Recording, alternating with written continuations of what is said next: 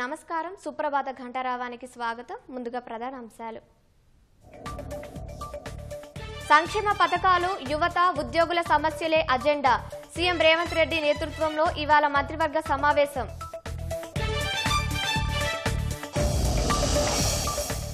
₹22,000 కోట్లతో 13,000 కిలోమీటర్ల రహదారుల అభివృద్ధి. హ్యామ్ విధానానికి నేడు ఆమోదం తెలుపనున్న కేబినెట్.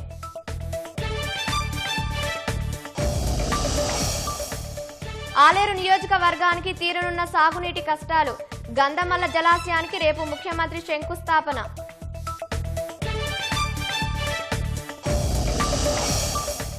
ఉక్రెయిన్ డ్రోన్ దాడులకు గట్టిగా బదులిస్తామన్న Putin.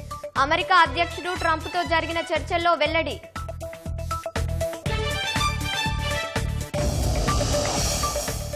Railway Tatkal ticket booking కు త్వరలో ఈ ఆధార్. అసలైన ప్రయాణికులకే టికెట్లు దక్కేలా చర్యలు.